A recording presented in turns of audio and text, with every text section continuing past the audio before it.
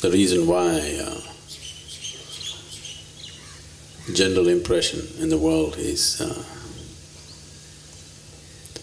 spirituality means for those who are over 72. There are only a few candidates here. Is because of the lifeless nature of what it is.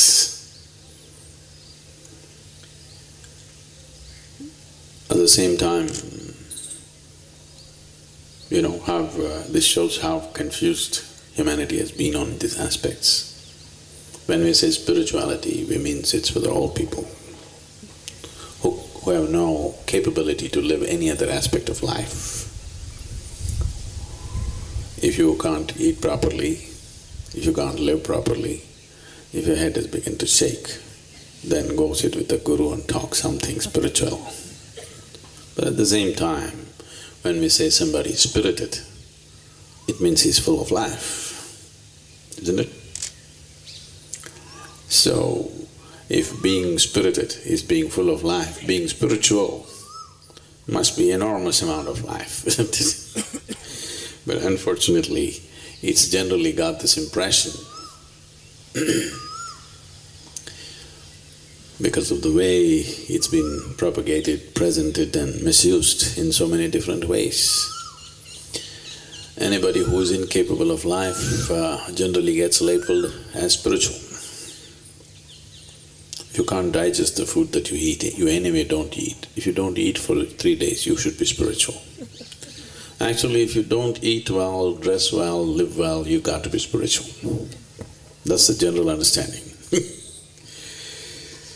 So,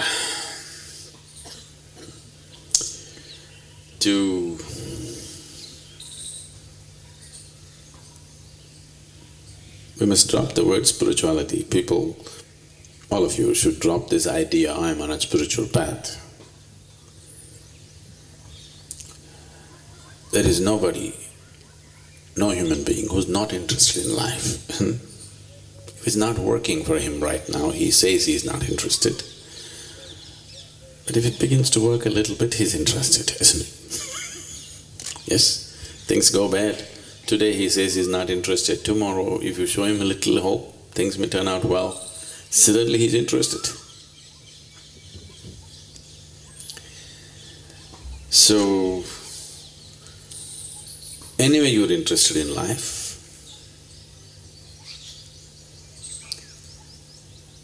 you better be interested in it totally. You better be involved in it totally and absolutely, otherwise life will torture you.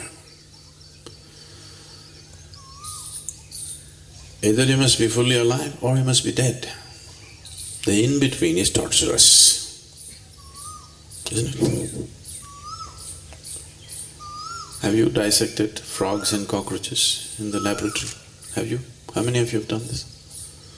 You know, in between is torturous, don't you know?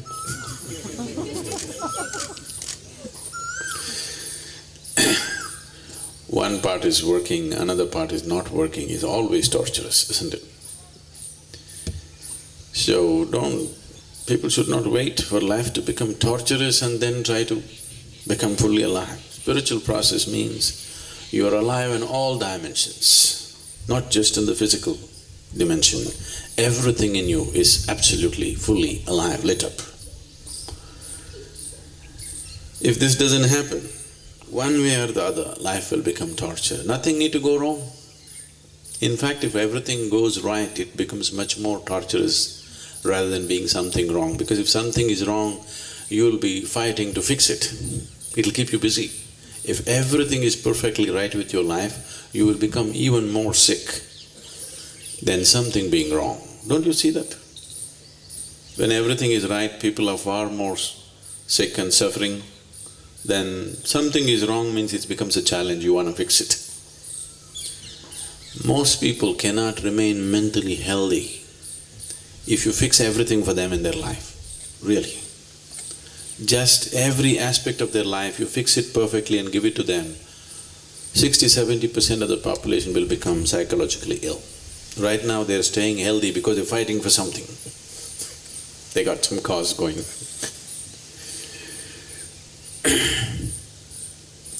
This losing interest in life is only when the energy is low.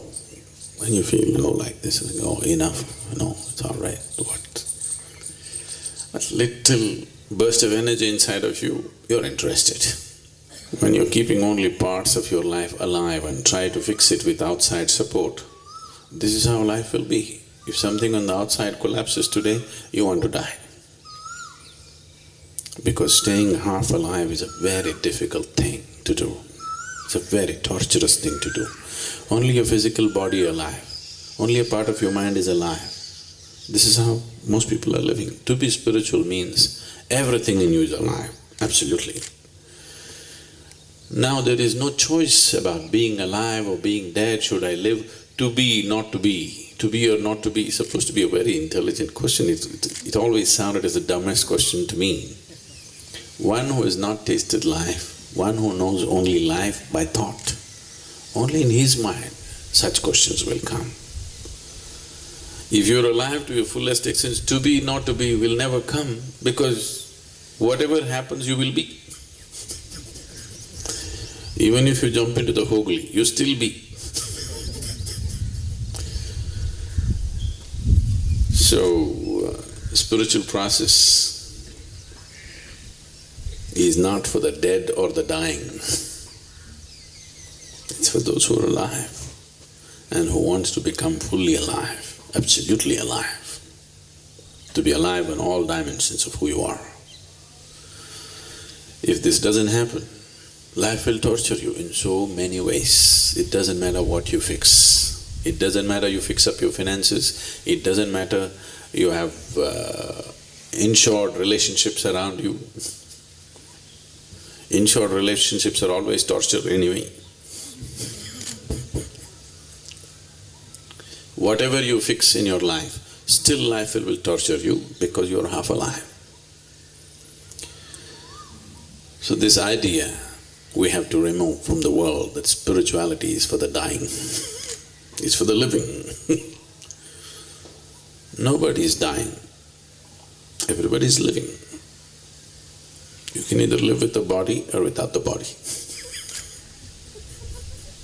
Really. You can either live with what you have picked up from this planet, or you can live without it, but you're still living. So there are no dying ones on the planet, there are only living ones. Some people are preparing to pay back their loan that they gathered from Mother Earth. Some people are trying to hold it for some more time. But you never know when she'll collect it anyway.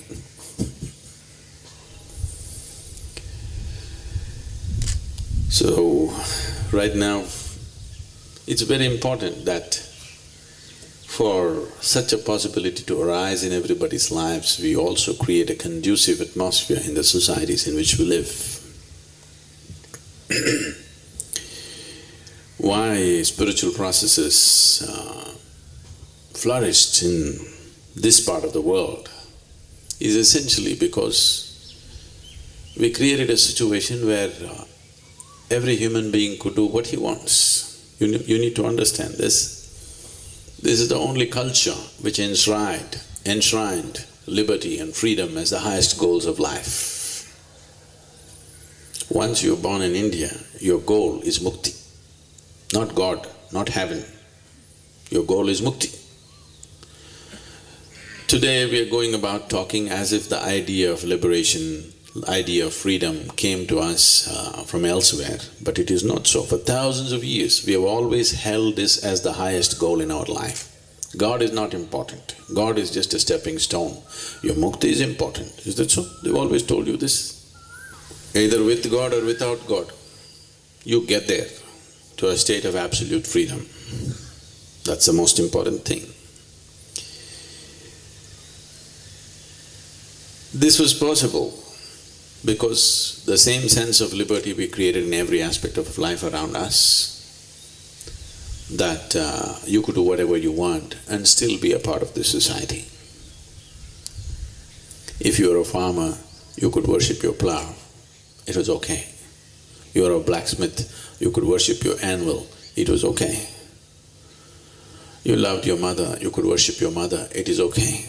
You loved your wife, you could worship your wife, it's okay. You loved your child, you could worship your child, it's okay. You're a gardener, you like the trees and you worship the tree, it is okay. Or you don't like any of the existing gods and goddesses, you can create your own. Nobody thought it's wrong. There was never ever an idea of somebody being a heretic in the society. Believers, non-believers, people who worshipped snakes, cows, elephants, monkeys, mountains, trees, rivers, whatever they worshipped, or they did not worship anything, all of them were allowed to live here with the same sense of freedom, with the same freedom to express their thought, to express their whatever they feel, their experience of life. Only if such an atmosphere is maintained, spiritual processes will grow. So if we do not maintain this sense of liberty and freedom in the way we think and feel and express ourselves and relate ourselves to whatever we wish, there will be no spiritual process. There will be no room for people to explore their consciousness. You have to just go by standard book, what is said, that's all there is. So maintaining this in the country is very, very important, that everybody should enjoy this liberty. Everybody can do what they want and still we are here. During World War II, you heard of Himmler? Yes. He was one of Hitler's hitman. So, Himmler walked into a safe house where there were 8 Hitler doubles. 8 people who looked exactly like Hitler, they were trained to behave like Hitler, everything. He walked in and told them, there is some good news and bad news. Because you had to treat them like Hitler because they have to get used to it.